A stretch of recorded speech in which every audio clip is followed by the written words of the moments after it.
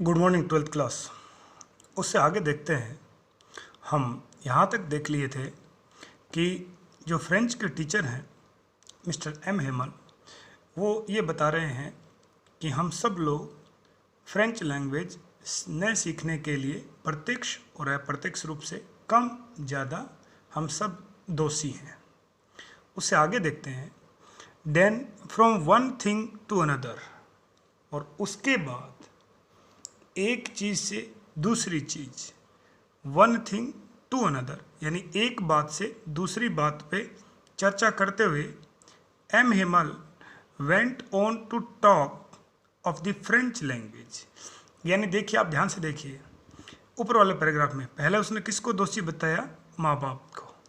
फिर किसको बताया? स्वयं को, कि मैं खुद भी दोषी हूँ कि आपको फूलों में पानी डालने के लिए भेज देता था, कुछ ऐसी बातें। वो एल्सेक के लोग तो खुद हैं ही दोषी, यानी वो सबको दोषी मानता है। इसके बाद वो एक बात से दूसरी बात पे आते आते आते और लास्ट में फ्रेंच लैंग्वेज पे बोलता है। क्या बोलता है? सेइंग डैट, वो ये कहते हैं इट, ये जो इट शब्द है ये फ्रेंच लैंग्वेज की भाषा है, इसलिए कैपिटल है। आप जानते हैं कि ये जो फ्रांसीसी भाषा है was the most beautiful language in the world, कि दुनिया की सबसे सुंदर भाषा है। स्वाभाविक बात है, हर व्यक्ति को अपनी भाषा, अपनी मातृभाषा अच्छी लगती है। हर व्यक्ति अपनी मातृभाषा से प्रेम करता है। द क्लियरेस्ट, यानी ये सब सर्वाधिक क्या है? क्लियरेस्ट है। क्लियर की सुपरलेटिव डिग्री लगी है, सबसे स्पष्ट। द मोस्ट लॉजिकल, और सबसे ज़्यादा तर्क संगत है। लॉजिकल का अर्थ होता है तार्किक, तर्क संगत है। That we must guard it among us, और हमें हर हाल में हमारे बीच इसकी क्या करनी चाहिए? ये देखिए, इट आया है भाषा के लिए, अमंग अस हमारे बीच, मस्ट मॉडल होता है हर हाल में, गार्ड का अर्थ होता है रक्षा करना, और हमें इसकी यानी अपनी भाषा की हमारे बीच सुरक्षा अवश्य रूप से करनी चाहिए। आगे लिखा है एंड नेवर फॉरगेट इट, और हमें इसे कभी नहीं भूलना चाहिए, यानी अपनी मातृभाषा को हर हाल में हमें याद रखना है। आगे लिखा है बिकॉज, क्योंकि व्हेन पीपल आर अनस्लेव्ड, ध्यान से देखिए, मैंने पहले ही आपको सिखाया था कि यदि किसी वर्ड से पहले ये लगा है UN तो वो हो गया उसका अपोजिट, लेकिन EN लगते ही वो सेम वर्ड बनता है।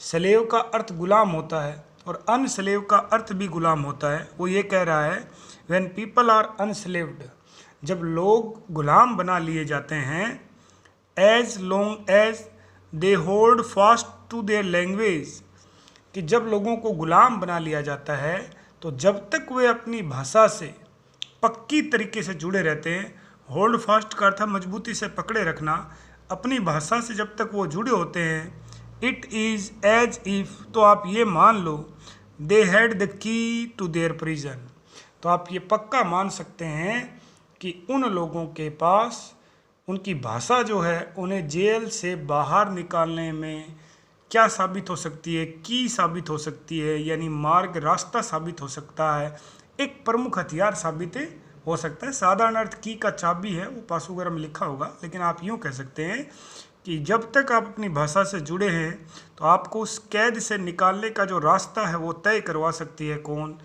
लैंग्वेज, उनकी भाषा।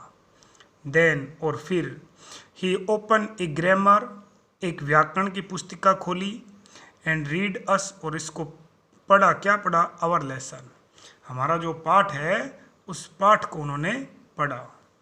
क्या कह रहा है फ्रेंच? देखिए, आई वॉज अमेज्ड, मैं क्या रह गया? मैं आश्चर्यचकित रह गया।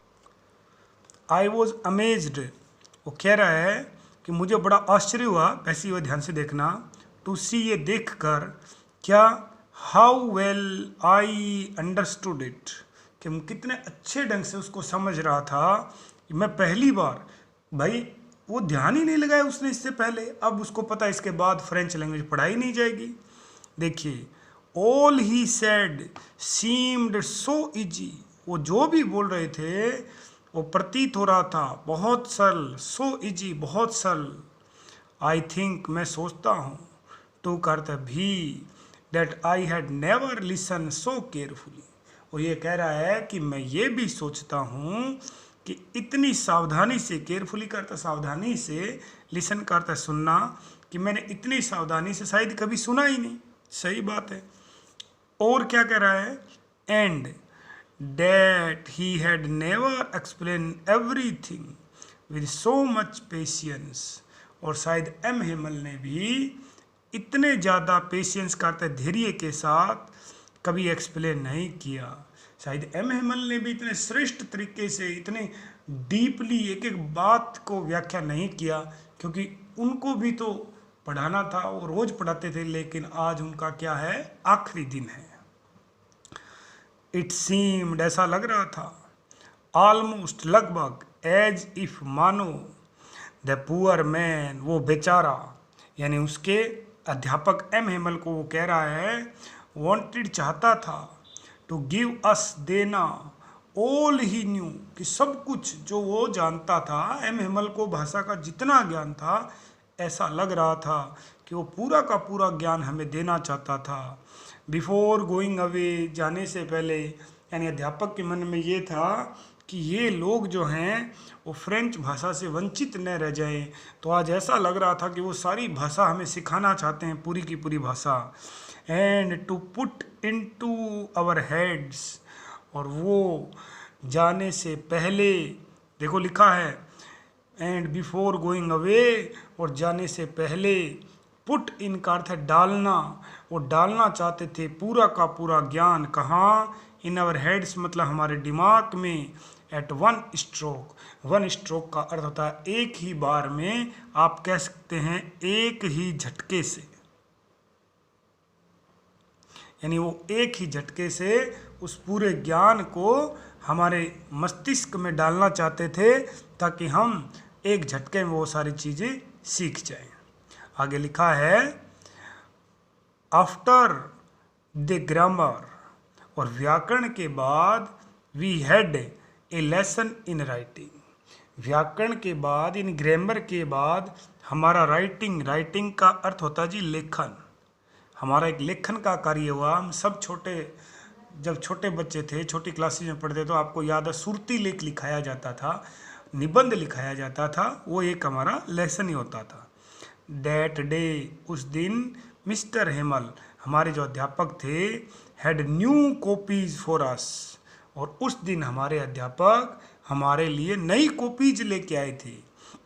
Written in a beautiful round hand, और उस कॉपियों में सुंदर, ब्यूटीफुल करता है सुंदर, राउंड हैंड का अर्थ होता है गोल हस्तलेख। गोल गोल मैं समझाता हूँ, कर्सिव में हम जो लिखते हैं, जैसे इस प्रकार हमने लिखा, ऐसे कर्सिव में हम लिखते हैं, वो गोल गोल घुमा घुमा के, वो कह रहा उसमें लिखा हुआ था, क्या लिखा है, फ्रांस अल्सेक, फ्रांस अल्सेक।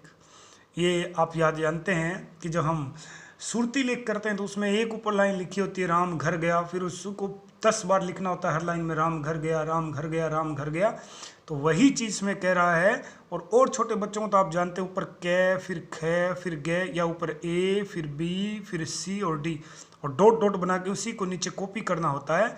तो इस प्रकार उन्होंने क्या शब्द लिखे हैं, फ्रांस, अल्सेक, फ्रांस और अल्सेस, यानी वो कम से कम उस देश का और जिस डिस्ट्रिक्ट के वो निवासी हैं वो उनको जरूर सिखाना चाहता है।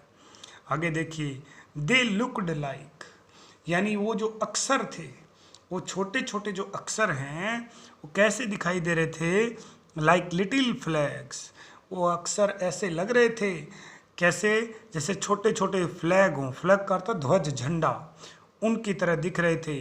फ्लोटिंग, जो लहरा रहा हो, एवरीवेयर, हर जगह, इन द स्कूल रूम, यानी स्कूल के कमरे में सब जगह हमें ऐसा लग रहा था मानो वो कोई ध्वज हो, यानी फ्रांस का झंडा हो, ऐसे वो अक्षर लहरा रहे थे।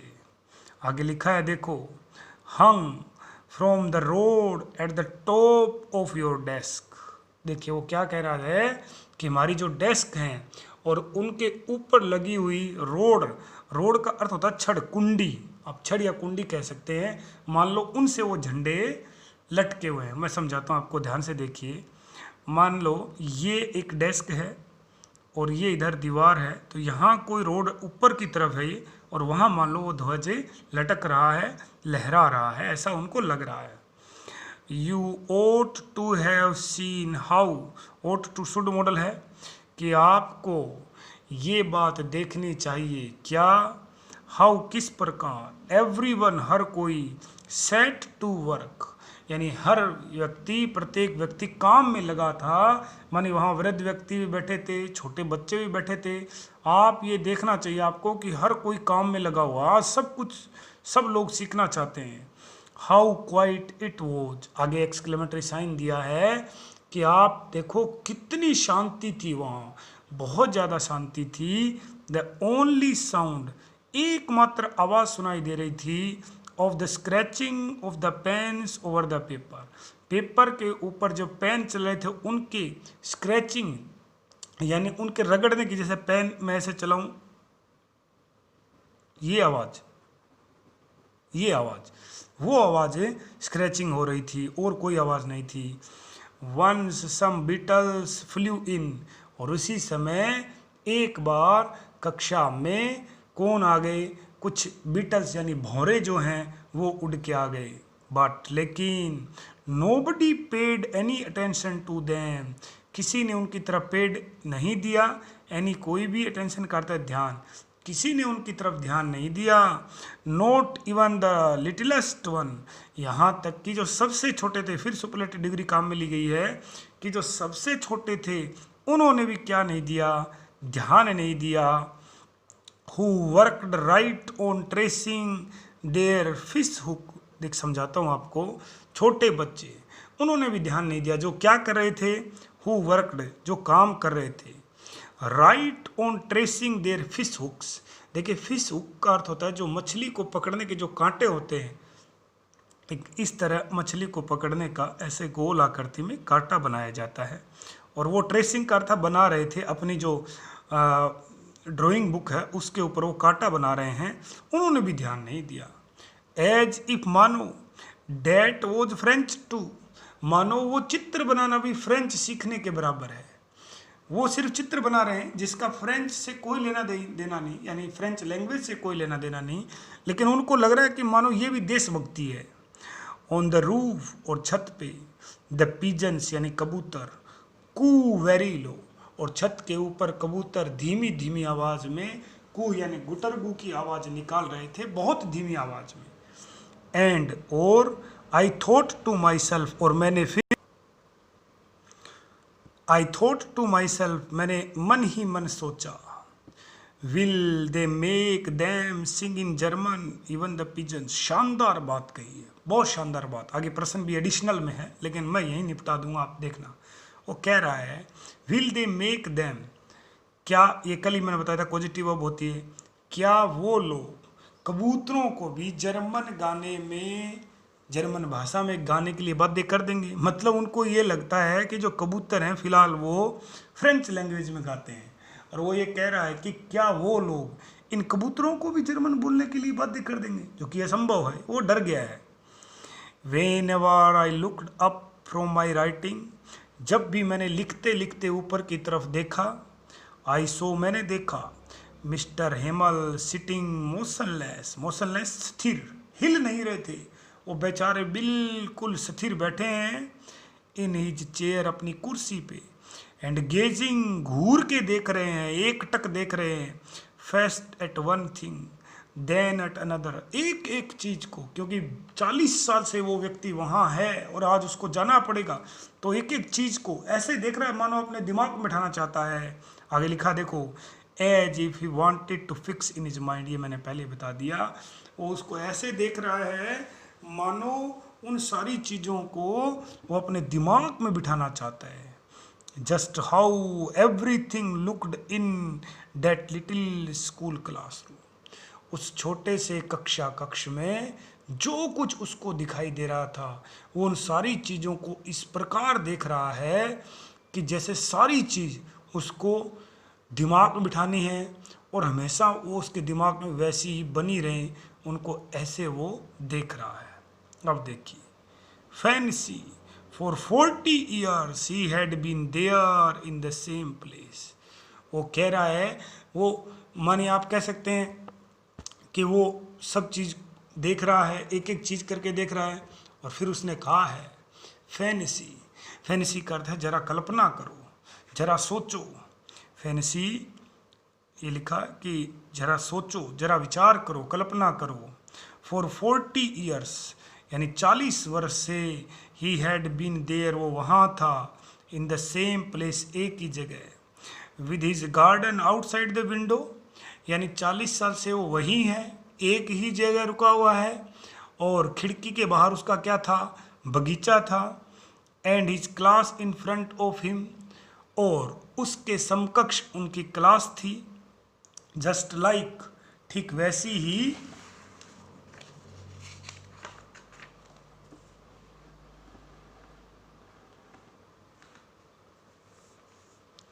डेट, ठीक वैसी ही जैसे पहले थी।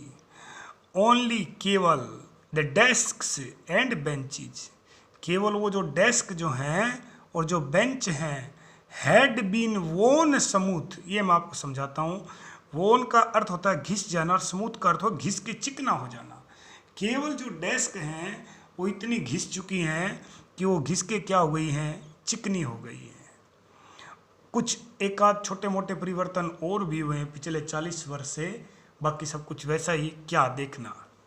द वॉलनट ट्रीज, अखरोट के पेड़, इन द गार्डन, जो उन्होंने बगीचे में लगाए थे, वर टोलर, अब वो क्या हो गए थे, बड़े हो गए थे। यानी पहला परिवर्तन उसने ये बताया है कि उन्होंने बगीचे में जो अखरोट के वृक्ष लगाए थे वो पहले की अपेक्षा क्या हो गए, बड़े हो गए। और क्या है, the hop vine that he had planted himself, और वह होप वाइन, आप होप वाइन का अर्थ होता है बेल, एक बेल होती है, आप ये समझ सकते हैं जिसपे छोटे छोटे फूल लगते हैं येलो कलर के। एक बेल जो उन्होंने प्लांटेड का अर्थ लगाई थी हिमसेल्फ, खुद ने, वो क्या हो गई, twine about the windows to the roof, कि वो जो हेप वेल है वो खिड़कियों से लिपटते हुए, यानी वो जो ट्वाइन आप कह सकते हैं लिपटना, इसका अर्थ होता है जी लिपटना, कि वो बेल जो है लिपटते हुए, खिड़कियों से लिपटते हुए कहाँ तक पहुँच गई, छत तक पहुँच गई। और हम सब जानते हैं, हमने देखा भी है कि बेल जो हैं वो, उनको थोड़ा सहारा मिल जाए तो छत तक चली जाती है। How it must have broken his heart to leave it all poor man, वो कह रहा है इन सब को छोड़कर जाने की बात ने तो मन उसका दिल तोड़ दिया होगा बेचारे का। ब्रोकन हिज हार्ट, उसका दिल, हृदय टूट गया होगा। 40 साल, सही बात है, आप एक जगह 40 साल काम करें और फिर आपको वहाँ से जाना पड़े तो आपको बहुत ज़्यादा तकलीफ होगी। To hear his sister moving about in the room above, और हम ये भी सुन पा रहे थे कि हमारे ऊपर वाला जो कमरा है जहाँ वो रहते थे, उनमें उनकी बहन इधर उधर चल रही है। क्यों चल रही है, देखिए, शायद वो क्या कर रही है, पैकिंग बांध रही है देयर ट्रंक्स। स्पेलिंग देखना ध्यान से, ट्रंक्स का अर्थ वैसे तो बक्से होता है, छोटे छोटे संदूक होता है जो फौजी वगैरह को मिलते हैं, लेकिन यहाँ आप कह सकते हैं कि वे अपने ट्रंक्स को, सामान को, संदूक को तैयार कर रही है। बांधना तो क्या होगा, संदूक को तैयार करना। For they must leave the country next day, for का अर्थ है क्योंकि, मस्ट का अर्थ है हर हाल में, लीव का अर्थ है छोड़ना पड़ेगा, मॉडल के बाद V0, द कंट्री, उस देश को, नेक्स्ट डे, क्योंकि हर हाल में उसको वो देश छोड़ना पड़ेगा, क्योंकि वो फ्रांसीसी भाषा पढ़ाते हैं और अब वहाँ जर्मनी ने कब्जा कर लिया, तो बर्लिन से आदेश आ चुका है और उनको ये करना पड़ेगा। But he had the courage, courage का अर्थ है साहस, लेकिन उनके अंदर इतना साहस था, किसके अंदर, मिस्टर एम हेमल के अंदर, to hear every lesson to the very last, लेकिन उनके अंदर इतना साहस था कि उन्होंने सुना, एवरी लेसन, प्रत्येक पाठ को, वेरी लास्ट का अर्थ होता अंत तक, सबसे सुना। आफ्टर द राइटिंग, लिखने के बाद, we had a lesson in history, और लिखने का जो कार्य है उसके बाद हमारा पाठ हुआ, किसका हुआ, इतिहास का। मैंने पहले ही कहा कि प्राइमरी और प्री प्राइमरी में एक ही टीचर कई विषय पढ़ा देता है, तो हिस्ट्री का उनका हुआ। And then the babies chanted, chanted का अर्थ होता है बार बार दोहराना या ऊंचे स्वर में बोलना।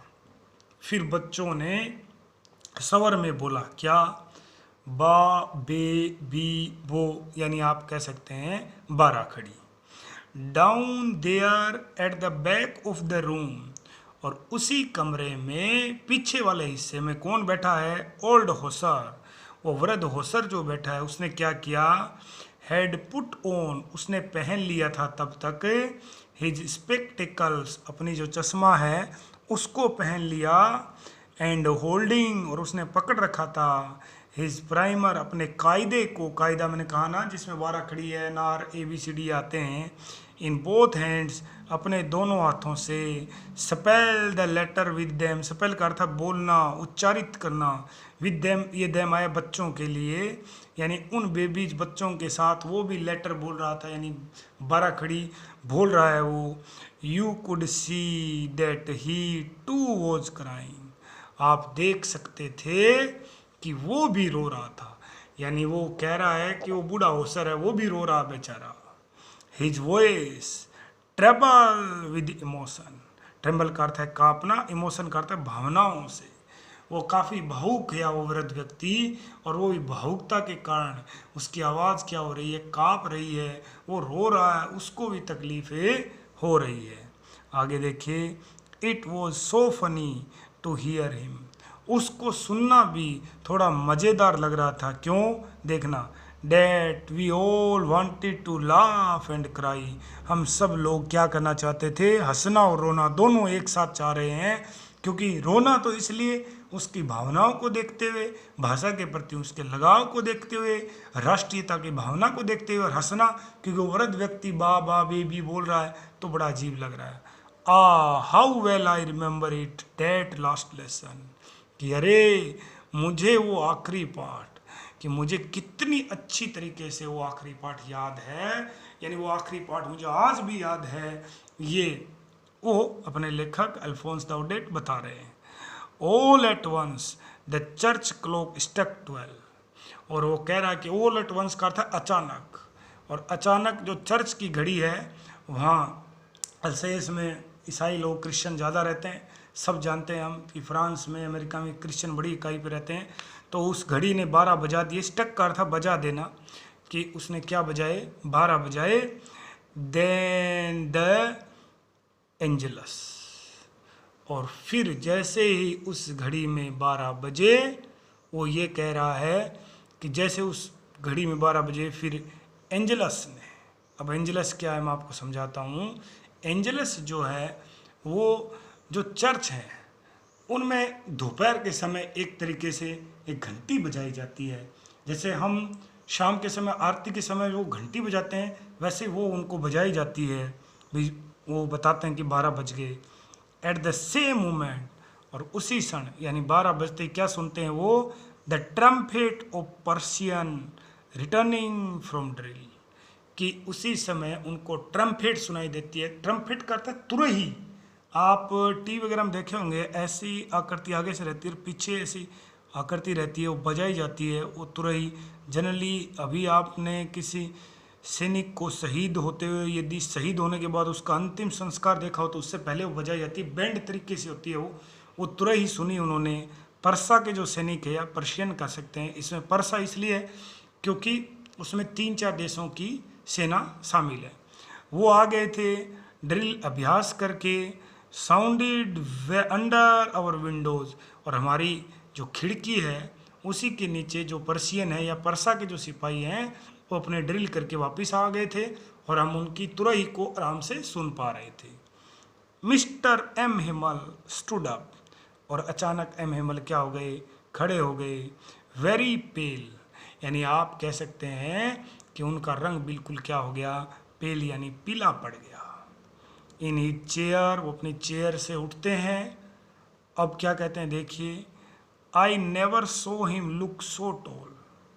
वो कह रहा है कि वो कुर्सी से खड़ा हो गया, उनके अध्यापक, उनका रंग पीला पड़ गया और मैंने उन्हें इतना ऊंचा पहले कभी नहीं देखा। इतना ऊंचा पहले कभी नहीं देखा, साधारण अर्थ। भावार्थ मतलब आज एम हेमल का कद मेरे लिए बहुत बड़ा हो गया है, यानी एम हेमल आज मुझे ईश्वर का जो विराट रूप होता है, जो आप कह सकते हैं गीता में भगवान श्री कृष्ण ने दिखाया था, गीता जो उपदेश हुआ उस समय महाभारत युद्ध के समय, वो विराट रूप वो देख पा रहे हैं। किसका? अपने अध्यापक का। अब आगे देखिए, और उन्होंने क्या कहा, माई फ्रेंड सेड ही, उन्होंने कहा मेरे मित्रों, आई मैं, बट लेकिन समथिंग चोक्ड हिम, किसी बात ने उनके गले को चोक कर दिया, अवरुद्ध कर दिया। यानी आप यूं कह सकते हैं एम हेमल बहुत ज़्यादा भावुक हो गए, वो इससे ज़्यादा बोल नहीं पाएंगे। अब उनकी आंखों में आंसू आने ही वाले हैं तो वो रुक जाते हैं। He could not go on, वो इससे आगे नहीं बोल पाए। यहाँ इसका अर्थ आगे जाना नहीं है, इसका मतलब आगे नहीं बोल पाना है। He turn to the black board, और फिर वो ब्लैक बोर्ड की तरफ मुड़े। Took a piece of chalk, chalk का एक टुकड़ा उठाया। एंड बियरिंग ऑन का अर्थ होता है साहस जुटाना। क्या? विद ऑल हिज माइट का अर्थ है ताकत। बियरिंग जुटाना, अपनी पूरी ताकत को जुटाते हुए he wrote as large he could, और ये मान लो ब्लैक बोर्ड है, उस ब्लैक बोर्ड पे वो जितना बड़ा लिख सकते थे उतना बड़ा उन्होंने लिखा, वीवा ला फ्रांस। यानी उन्होंने वहाँ फ्रांसीसी भाषा में लिख दिया। और ये वीवा ला फ्रांस का अर्थ होता है फ्रांस जिंदाबाद। ये फ्रांसीसी भाषा का शब्द है। मुझे फ्रांसीसी भाषा आती नहीं है, ऐसा नहीं कि मुझे आती है और मैं बता रहा हूँ। ये इतना आप इंटरनेट या कहीं से भी देखें तो समझ जाएंगे। इसका अर्थ होता है फ्रांस अमर रहे, जैसे हम कहते हैं भारत जिंदाबाद, वैसे ही। देन ही स्टॉप्ड, और फिर वो रुक गए। And lean his head against the wall, ये याद रखना आप कई बार, lean his head against the wall, और उन्होंने अपना जो सर है वो दीवार से सटा दिया। लीन अगेंस्ट करते सहारा लेके, झुकते हुए, या दीवार से सहारा लेते हो, दीवार से अपना सर सटा दिया। एंड विदाउट ए वर्ड, और बिना एक शब्द के, ही मेड ए जेस्चर का अर्थ है इशारा, और उन्होंने इशारा किया, टू अस हमारी तरफ, विद हिज हैंड अपने हाथ से। स्कूल इज डिसमिस्ड, कि विद्यालय क्या हो गया है, डिसमिस हो गया है, यानी विसर्जित हो गया है, यानी विद्यालय जो है वो आज पूरा हो गया है। यू मे गो, आप जा सकते हैं। इस प्रकार एक बड़े ही भावुकपूर्ण ढंग से इस पाठ का अंत हुआ, और शिक्षा हमें ये मिलती है कि हमें समय का सही उपयोग करना चाहिए, चाहे कुछ भी हो जाए, हर हाल में हमें जो है वो जो समय है उसका उचित उपयोग करना चाहिए, अन्यथा वो जो अवसर है हम खो देंगे। जैसे मैंने कहा कि जो कहानी है उसकी पृष्ठभूमि 1870 की है, जब पर्शिया के जो सैनिक हैं उन्होंने किस पे कब्जा कर लिया, फ्रांस के दोस डिस्ट्रिक्ट पे, अल्सेस और लोरेन पे। तो ये मैंने बताया, इसमें आगे लिखा the French teachers were asked to leave, और उस समय जो फ्रेंच भाषा के जो अध्यापक थे उनसे कहा गया कि आप ये देश छोड़ दो, और एम हेमल उनमें से एक हैं। उन्होंने अपने पुराना जो स्कूल है उसको इतना जल्दी नहीं छोड़ा, वो इस प्रकार उन्होंने कैसे छोड़ा वो सारा इसमें बताया गया। यानी आप ये कह सकते हैं कि ये जो पाठ है वो आपको ये सिखाता है कि विद्यार्थियों को बहुत ही ईमानदारी से अपना अध्ययन करना चाहिए, ऐसा उनका कर्तव्य बनता है। इसके क्वेश्चन आंसर मैं PDF में डाल दूंगा। आगे हम कल नए पाठ का नया समरी देखेंगे।